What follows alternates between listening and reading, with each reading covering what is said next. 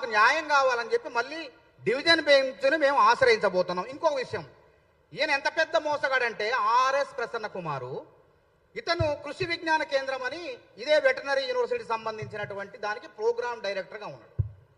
Programme డైరెక్టర్గా ఉంటే university అధికారుల సంబంధం లేకుండా, ఎటువంటి అనుమతులు లేకుండా అత్త సొమ్ము అల్లుడు దానం చేసినట్టు మొరాన్ని, మట్టి ఉంటుంది కదా, ₹1 కోటి మొరాన్ని, మట్టిని అక్రమంగా అమ్ముకున్నాడు.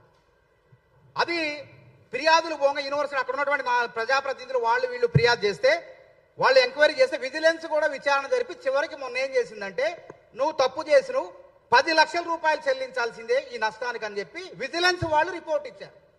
ఈయన కూర్చొని శుద్ధపూస లెక్క మాట్లాడుతాడు. అదేవిధంగా ఈ ఆర్ఎస్ ప్రసన్న కుమార్ ఎంతటి ఘనాపాటి అంటే అసలు ఎంత విచిత్రమైన వ్యక్తిత్వం చూడండి.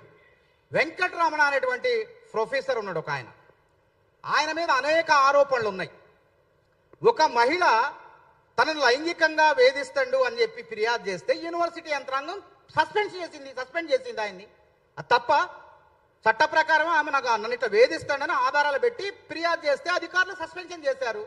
అతన్ని వెనకేసుకోవచ్చు. ఒక మహిళకు, ఒక గిరిజన మహిళకు, అది కూడా ఒక గిరిజన లంబాడీ బిడ్డకు మరి లైంగిక వేధింపులకు గురి చేస్తే వెంకటరమణ అనేటువంటి ప్రొఫెసర్ను యూనివర్సిటీ యంత్రాంగం ఉన్న నిబంధనల ప్రకారం సస్పెన్షన్ చేస్తే అది తప్పు, మా కులానికి అన్యాయం చేసిన కుల ప్రస్తావన తీసుకొస్తాడు.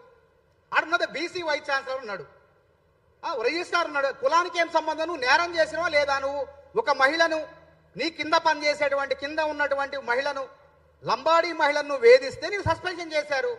దాన్ని వెనకేసుకొని రావటం, ప్రసన్న కుమార్ మరీ ప్రెస్ క్లబ్కి వచ్చి, ఈ సోమాజీ కూడా ప్రెస్ క్లబ్కి వచ్చి ప్రెస్ మీట్ పెట్టడం ఇంతకన్నా సిగ్గుచేటు ఇంకోటి ఉంటుందా?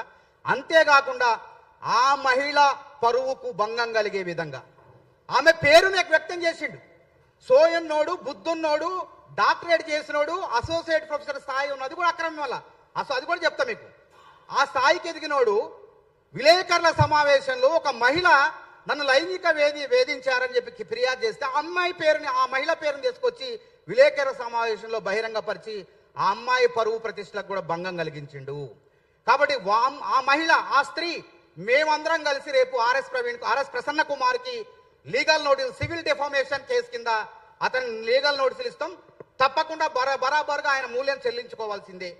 అదేవిధంగా ఈయన లీలలు ఏంటంటే, ఈ వెంకటరమణ ఇక్కడే కాదు, చాలా ఉన్నాయి లీలలేనే.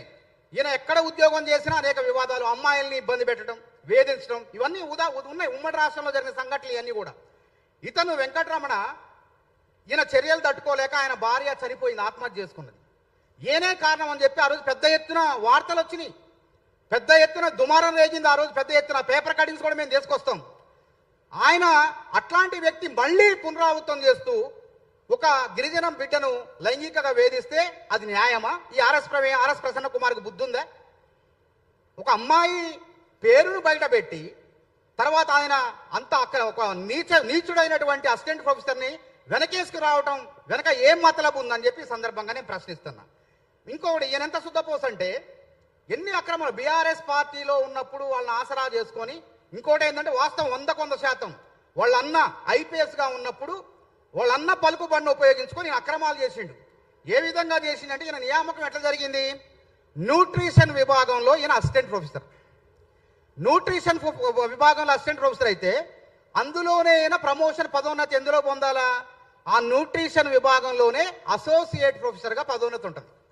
ఈయన ఏం చేసిండు? ఆ విభాగం కాకుండా లైవ్ స్టాక్ మేనేజ్మెంట్ అని చెప్పి జీవాభివృద్ధి సంస్థ ఉంటుంది కదా, ఆ యానిమల్ హస్బెండరీలో, అందులో అసోసియేట్ ప్రొఫెసర్గా ఇంటర్వ్యూకి పోతే వాళ్ళు ఏం చేశారంటే, నువ్వు చెల్లవు, నీది అర్హత లేదు అని రాసి సాక్షాత్ మీకు ఆ పేపర్లు కూడా ఇస్తాం తర్వాత రాతపూర్వకంగా నీకు ప్రొఫెసర్గా నియమించడం, అసోసియేట్ ప్రొఫెసర్గా నియమించడం కుదరదు అని చెప్పి తేట తెల్లంగా స్పష్టం చేసింది.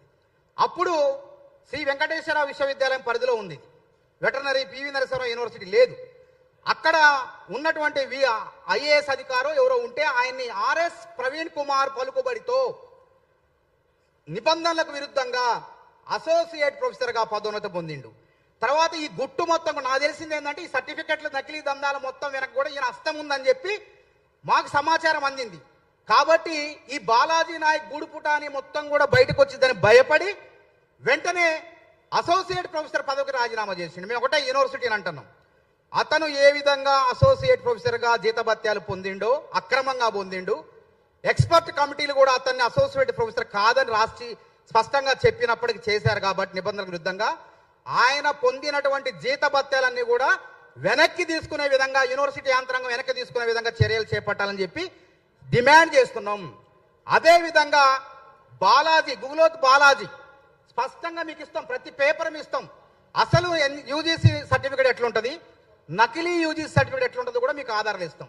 ఈ బాలాజీ నాయక్ పెట్టినటువంటి నకిలీ యూజీసీ సర్టిఫికేట్ ఫోర్జరీ ద్వారా చేసిండు. కాబట్టి ఈ నకిలీ సర్టిఫికేట్ దందా ఎక్కువైంది, ఆ మధ్యకాలం మరీ ఎక్కువైంది.